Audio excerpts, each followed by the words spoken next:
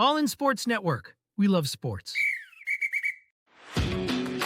Coming to you from the land of Lone Stars and Longhorns, this is All In Colts, presented by the Unstable Blues. Welcome back in. It wasn't a pretty win, but a win is a win, especially the first one of the season. We will go over the Colts win over the Bears, including our Mayflower move and the star of the game. So let's go. All In Colts.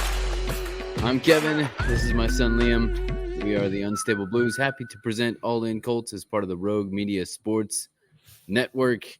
Congratulations to the Fever for making the playoffs. Yep. Not gotten the W the first time, but they've got a couple more chances. So I believe the next game is at home. Congratulations to them. Also, congratulations to Caitlin Clark for being the unanimous Rookie of the Year. That's correct. Yeah. No one else got a vote. Not a single other rookie got a vote. Not Cardoso. Not Angel Reese. No one. Only her, as it should be. With that said, injury report. What do we got?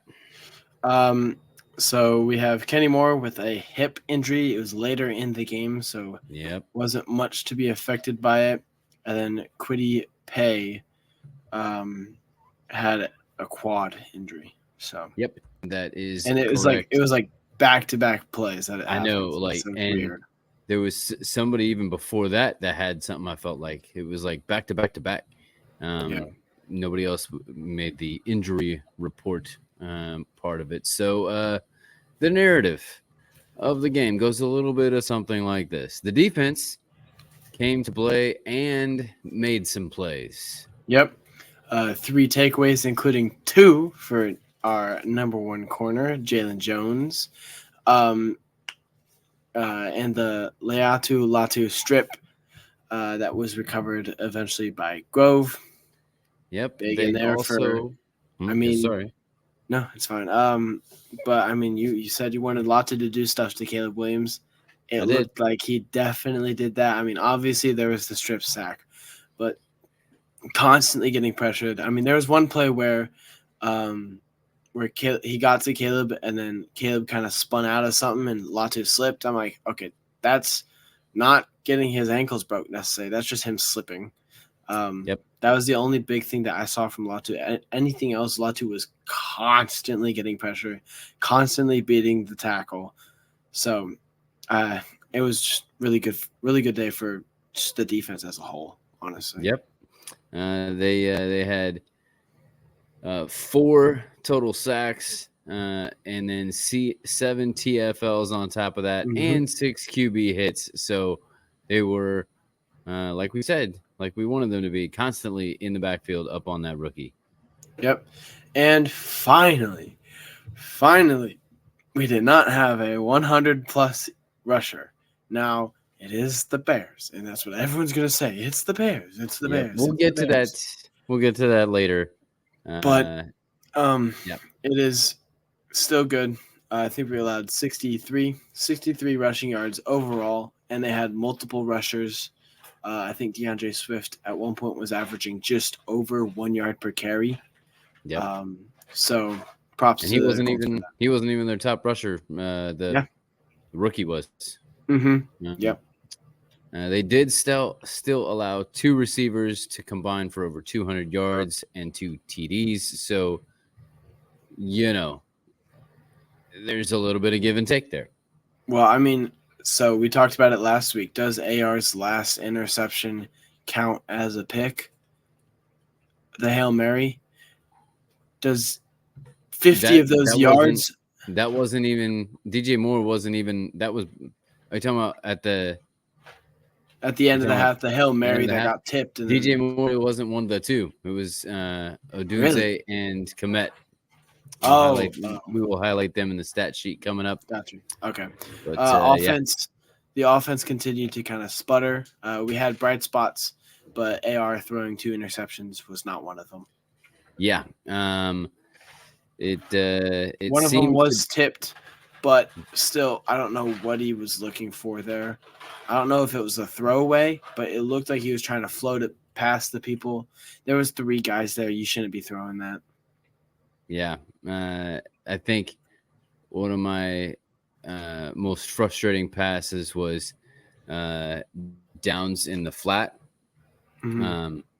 Is off to his left. They were going left to right at the time, and he kind of double pumped and I'm like, if you'd have just thrown it to begin with the first time, I think it would have been positioned. But in his post game, he even said, like, I think I just see him and I just get so excited that he just overthrows it, because overthrow is, at least, within the first few weeks here, is the most common AR miss, right? Yeah. So, yeah. Yeah. But the offense seemed to be at its best running through JT. This guy. Yep. Definitely things to clean up and improve on, but nice to eliminate the emptiness in the win column. Finally got 1 in there, 1 and 2. Hopefully next week make it 2 and 2, but that is for a later episode. Yep, that will be coming later this week. Time for the stat sheets. Zaire was back on top in tackles with 15. Yep. EJ Speed with 12. And Nick Cross kept up with 10 as he made the switch, noted, from free safety back to strong safety, even with Julian Blackman back in. So Yep. Nick is that rotation that we had kind of talked about it potentially being, and the fact that both Julian and Nick can be good at strong or free, benefits potentially down the line. Mm-hmm. Yeah, Nick definitely played a big role here. Caleb Williams went for 33 for 52, so he threw a lot for 332 yards and 2 touchdowns, but he also threw 2 interceptions and fumbled the ball as well. All of the turnovers were Caleb's fault. So, or mistiming or something, but I mean, you blame the quarterback always. So the fumble, I would, is it his fault? He just was trying to get rid of the ball. Just so happened that, are you splitting hairs versus his fault or a benefit caused by the defense? So, Roman Dunze had his breakout game with 6 catches for 112 yards and a TD. I don't know if you saw that did you see that they were arguing, Caleb and Odunze, about that? Really? Yeah, well, because it was both of their first touchdowns. So who's getting the ball? Who's getting the ball? So they were like, and it was a terrible time because, like, they're still down a touchdown, and or what was it? Yeah, they were still. That was when they went for 2, and they had the field goal unit out there, and then they decided that they didn't want that, so then they had to burn a timeout. So now they got 2 timeouts, and they're already still down. So, good for the Colts, bad for the Bears in that situation. So, just a quick highlight for another player. Not only did Rome have a big game, Malik Neighbors also had a really big game. Yes, he did. He's on your fantasy team, isn't he? Yes, he is. Yeah, and I'm once again, that's for later in the week. We'll get to that. Not looking so hot. No, but it isn't for you. For you at least. Well, both of our quarterbacks play on Monday night, so we'll see. Oh yeah, mine's Joe. I keep forgetting. Yeah, but Malik Neighbors played a really good game. Every time he did something, I looked at him like, well, he's the life of the Giants offense, just like Saquon was. How long can you thrive off of one player? Anyways, well, I mean, with Saquon, you don't have to have a quarterback to give him, throwing the ball. Yeah. With Malik, you got to have somebody throwing the ball. Mm-hmm. Yeah. Yeah, it's true. Daniel Jones still just did not look good. Cole Kmet had 97 yards on 10 grabs and the other touchdown. Yes, AR went 10 for 20, 50% for 156, and those 2 interceptions. Yeah, so AR as a whole didn't do that great. Yeah, Pierce 39 passer rating. Wow, yeah. Which I heard is the only time where the Bears have, or one of only a few times where the Bears have held the opposing quarterback to an under 40 rating and still lost the game. Wow. Go Bears. Okay. Pierce was the top yard gainer again with 44 yards on his one catch. Yep. Pitt did decent with 4 for 36 yards. Yep. And then Josh First Downs had 22 yards on 3 receptions in his season debut. Yep. Jonathan Taylor, though, had 110 yards on 23 carries and 2 of the touchdowns. Yep, my man. Anthony Richardson also chipped in 24 more yards on the ground. And then Trey Sermon had 16 more, and the other touchdown that was possibly really well assisted by Anthony Richardson, giving him a little, and then somehow there was an AR sandwich because Quentin Nelson came in behind him, and so like AR smushed in the middle between Trey and Q, and just the whole pile just it wouldn't stop there for a little bit. Like there was some resistance. Once they got across the goal line, it just started going. I thought they were going right into the Pat McAfee suite. Yeah. With Tyrese in there, doing his thing. So yeah, of course. The intangibles. Yes. The yes buts. Yes, we're gonna play a game. Yes, but on this one. Okay.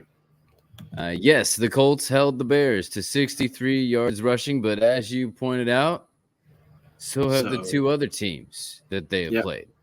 Yep. So the Titans is a good defense that they've played. Houston is a good defense that they've played. So maybe they've corrected it, or maybe it's just the Bears. Yeah. Yes, the Colts rushed for 150 yards, but could not consistently sustain drives. That is seems to be a glaring issue now.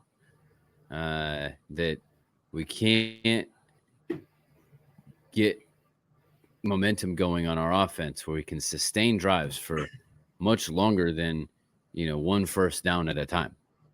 Yeah. It seemed really difficult. So that's a problem.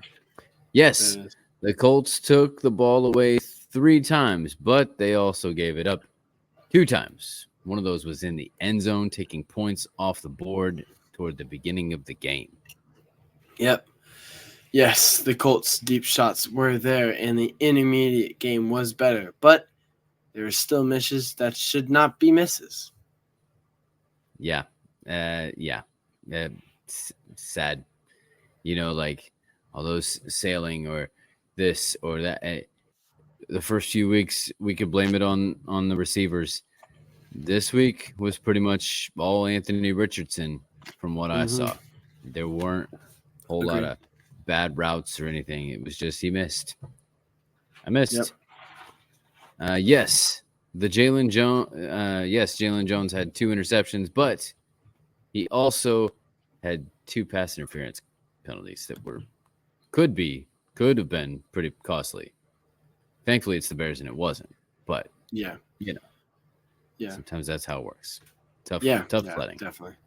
Yeah, there any other intangibles from you along the way here? I mean, yes, we won, but it wasn't pretty, and it was the Bears. Yep. So I'm with you. We gotta see how it translates. Whether just the Bears had a good week, or if we were still playing kind of sucky and we barely got the win. Now the Bears did only lose by like 6 or 8 to Houston. So, and we know Houston's a good team. Maybe I don't know after today. I have Vikings a are thought good on that. though. I have a thought on that, but I think I might save that. I mean, obviously, this is not the time or place for Vikings Houston talk. So tomorrow we'll do our unstable pick 6, where we did pick that game, and maybe we'll talk about it then. I have a theory about the Vikings. Oh, okay. I don't have any more intangibles. Do you? Well, I mean, it's a little okay. So I was watching the game, and throughout the game, I would be I would be very frustrated. You know, it's like couldn't move the ball, couldn't stay on the field, had this thing go wrong on defense, allowed a big play. You know, these different things. So I had to keep looking at the score to remind myself, Colts are still in the lead. That, like, as bad as this, the Colts are still in the lead. They're still in the lead. There was the I should have maybe captured this, play it here, but the Colts, there was the punt from the end zone where Brian Mason, Zionsville born and bred, finally gets an opportunity to coach for his hometown team, special teams coordinator, where 2 years ago he was at Notre Dame and he nicknamed his punt return team the punt block team because that was his mission. Mm-hmm. And over the past 2 years, they've already blocked 3 punts. Well, technically one was not even a block because they got there before they intercepted the ball. Yeah. Before it even got to his foot. But here nor there. Tony Brown's gone. But it was tipped, and therefore the penalty doesn't count. It's like if the ball gets tipped at the line, there can be no pass interference, right? Because the ball was tipped. If the punt is tipped in any way, then whatever happens to the kicker happens to the kicker. Sorry, that's how it goes. Yeah. The Bears are all up in arms because our punter got hurt. Ouchie. Well, if you go back and look, you can clearly see, like, don't pay attention to the ball, right? It's like, it's almost like you have to be watching like the basketball replay to see who it went off of last. You're not looking at the rotation of the ball. You're looking at the point of contact of the hand with the ball, right? Yeah. And you're looking at the hand. Mm-hmm. If you watch Goodson's hand, his hand clearly does this, right? A little fingertip. Yep. Boop, boop, okay. You can see his gloves. Is boop, okay. Clearly, in 2 different angles. So I do not get and do not understand how they came back and called that the call stood. Mm-hmm. Clearly, Shane was up in arms about it. Like Brian Mason and Shane both were like, you were dead wrong. Yeah. Shane was asked about it in his presser, and he was asked if he was convinced that the ball was tipped on that, and he said, "Yep." Yeah. So I would imagine, just like the first week, he's not going to say anything. But I would imagine there might be a call coming from West 56th Street to the New York offices of the NFL.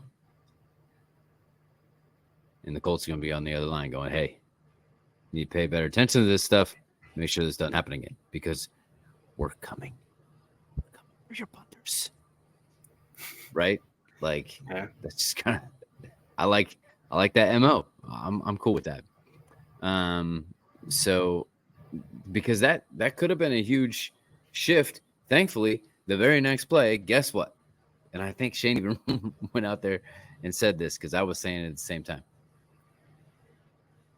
What do we say in basketball, especially? The ball something don't lie. happens, and then something else happens, and it offsets that. The ball don't lie. The ball doesn't lie. Because the very next play, Jalen Jones gets a pick, and all is right with the world. Yeah. It's like it never happened. Exactly. It's like it never happened. Yeah. So congratulations to that whole thing kind of working out. Ball doesn't lie. Mm-hmm. That I think that was kind of my main intangible there. They did what you said. Run the ball. Keep running the ball. It was tough sledding there for a little bit. Like JT was just like running the wall, like nothing happening. And I was even thinking, why are they still running it? And I was reminded of your comments that keep running the ball. I'm like, okay, all right. Yep. And then there was one run. I mean, he had a couple back-to-back that were really good, but there was one where I thought he was done. I thought he was done a couple yards back, but he was just waiting. He was just waiting right behind Q. I know which one. And he faked this way and then go the other way. He was like, just waiting, it's waiting. And then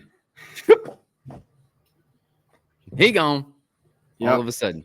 That's the announcers were talking about that too. They're like, just his patience and then explosiveness and way to get through the hole and just how slippery he is just what makes him such – because, like, I would go to say he's probably the most patient running back in the league. You don't see anyone else go one way and then that gets clogged up, so you sit back and you pause. He paused for, like, a good second, which is not common in football at all, especially during the play.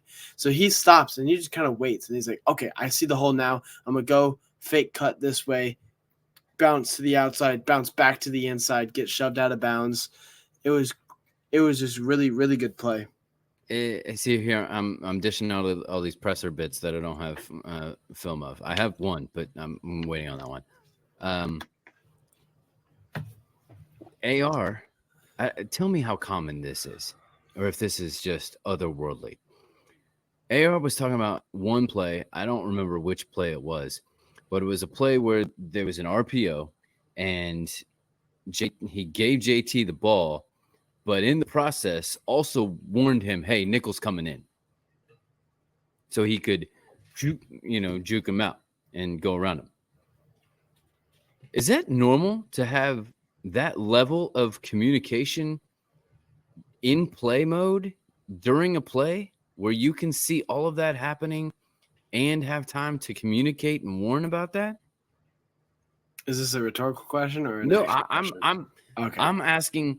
I'm asking because I've not played. You have, so okay. I didn't know if this is a normal. It definitely depends on how much chemistry you have with the person. I think if you have a lot of chemistry, it can be fairly common. You could do it a lot. Like, for example, I had a ton of chemistry with my guys junior year, so I would. There'd be times where I would get like a straight handoff. It only happened a couple times because 6-man it's hard to do this type of thing. Yeah. Where I would get a straight handoff, and then one of my other guys would be in the backfield, and I was supposed to just hand him the ball off. So I'd hand him the ball off, and then as I'm doing it, I'm like, hey, people, because I'd snap the ball, I'd see a blitz was coming or something like that, and I'm like, okay, cool. So then I would hand the ball off. And then I would get the ball in the snap, hand the ball off, and then I would go towards the blitz because, you attack wherever the blitz came from. But in doing the handing the ball off, I told him real quick, I said, pass me the ball. That's all I said. I said, pass me the ball. And he was like, he trusted me enough. Like, this was to the point where it's like, if Liam calls an audible, do the audible type of thing. Yeah. So I handed the ball off. I said, pass me the ball. Right. I went over to the blitzer like I was going to block him. I chipped him just with my shoulder, kind of got underneath him. Yeah. Went out to the flat. Yep. Went out to the flat, caught a pass, and it went for like 30, 40 yards, something like that. So it was a small thing, but it happened. But definitely at like the 11-man, especially, I feel like it's easier to do in 6-man. And there are other times where I'm like calling out who to block. That's pretty typical. But just as an RPO in that amount of time, I think it's not as common whenever you get higher up in the leagues, just because people move faster. They know what they want to do faster. They read the ball a lot better. So and to be able to speak the words "nickel is coming." Nickel is a hard word to say. In fact, like nickel's coming, like it's hard to say. So, I mean, huge props to AR for doing that because you do not do that. AR's voice is so low. Nickel coming, like it's like Barry White trying to smooth you over, and I'm like, how would you be able to? Maybe he used his quarterback voice. I don't know. See, that seems like something you would want to keep a little quiet between yourselves, but I don't know. Just that idea seemed just like crazy to me that kind of level of everything could happen that quick. Definitely is, especially whenever you get high school, maybe even middle school. It's super easy to do that, but once you get up to like especially the NFL, it's so hard to do that type of stuff. To call stuff mid play is like you're an amazing player. You're a top player. That's like some Luke Kuechly type of stuff. So So they ran the ball. They kept running the ball, and then they didn't protect the ball, but at least they took the ball more. They took the ball more than they didn't protect it. So our two main things were accomplished. I'm not sold that I won't again have Gus Bradley on my matchups to watch because just 1 week of production to me does not necessarily mean anything. Yeah, against the Bears, especially. Agreed. It's time for your Mayflower move, sir. My Mayflower move. Your game-changing play of the game. It's okay if we have the same one. We might have the same one. I think what it has to be is the Jalen Jones interception after the punt block. Okay. That the ball doesn't lie. That is like, I say that all the time because there's so many times where they'll be like, oh, you didn't do this, or you didn't do this. And then I'd shake and bake, basketball. I'd shake and bake, make a tough layup or something like that. And I do the too small thing. And I said, ball doesn't lie. But that's just such a big, that's such a big win whenever it comes to sports. Just those moments are like, yes, right? So I think that's just a huge moment. And then it led to a JT touchdown or the Trey Sermon touchdown. The Trey one. Okay, yeah. But that drive led to a touchdown. Yep. So it was big. It was just a big moment. Yeah. I believe all 3 Colts touchdowns, all off of turnovers. So the 3 turnovers all led to the touchdowns, which, I mean, honestly, you couldn't ask for anything much better than that, to be honest. Yeah. Right?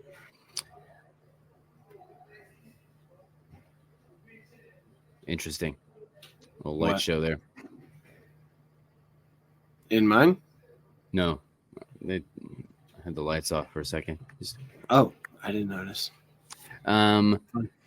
My Mayflower move is gotta be the Leatu Latu strip sack.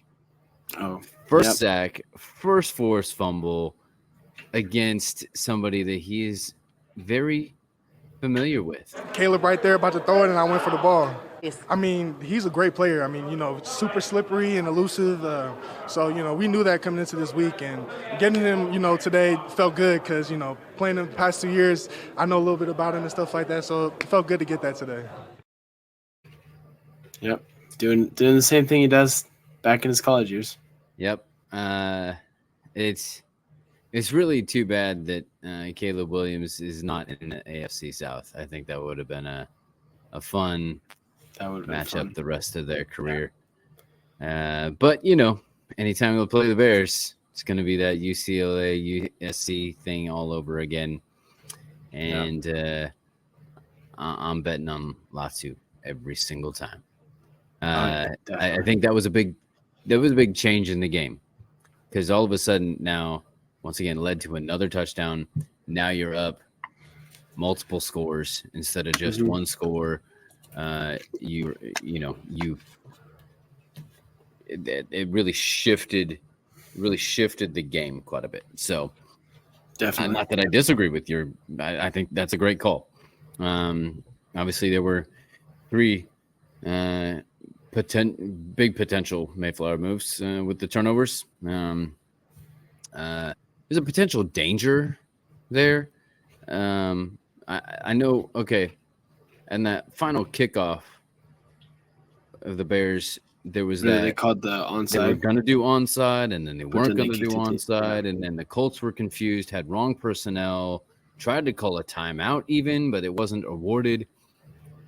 But then through all that, it wasn't communicated to Gould. No matter where it goes, run it out so it runs the clock, because you're a second away from the 2-minute warning, which means if you down it, they get a free timeout. But if you run it out, that's the 2-minute warning, and they don't get any more because they're all the timeouts. Does that make sense? Mm-hmm. And then you kneel the clock out from there. Right. You don't even have to get a first down, I don't think, at that point. No, little nuance there that was kind of lost in some of the confusion over the onside, and I don't know how all that is supposed to work. It seems to me, if now you have to announce your onside kick and you do announce it, then I think it's almost like allowing the defense to sub personnel appropriately. Does that make sense? Like if you choose to go for it. Yeah, like if you choose to switch and go, back to not onside kick, you have to, the refs have to come in almost like they do on that call, hold the ball, hold the kickoff until we know that the offense is set, or the receiving team is set. Does that make sense? Mm-hmm. I have another problem with that too.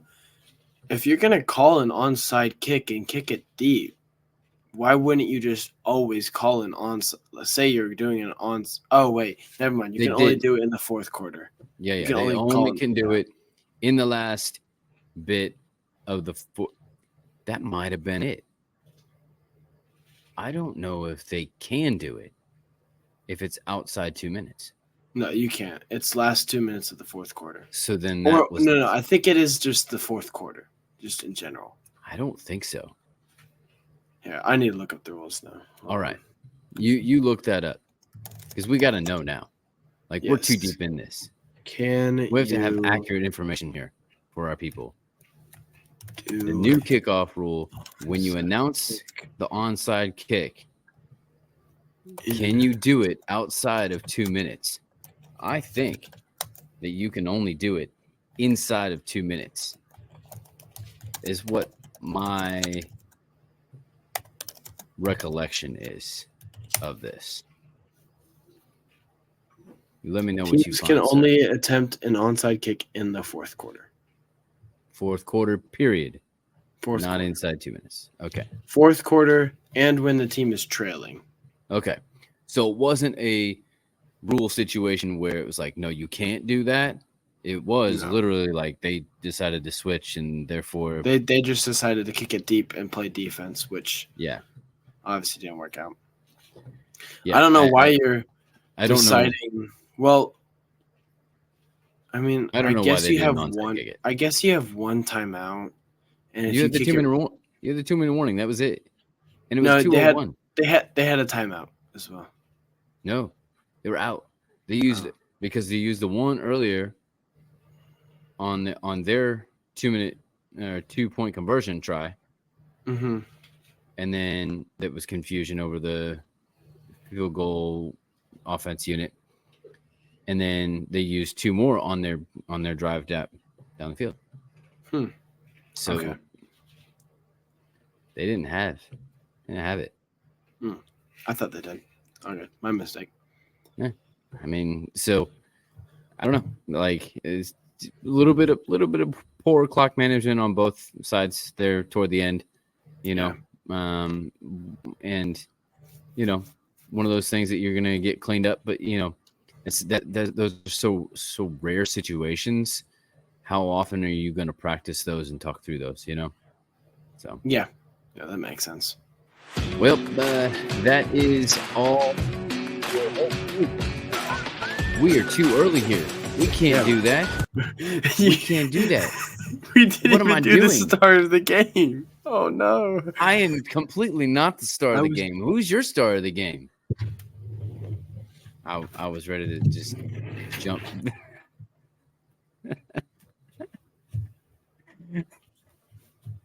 No words. I was going. No words required. I was going through my shirts. I'm like, okay, which Colts shirt do I wear? Because I'm gonna wear this tomorrow as well. Because I took a shower before this and everything.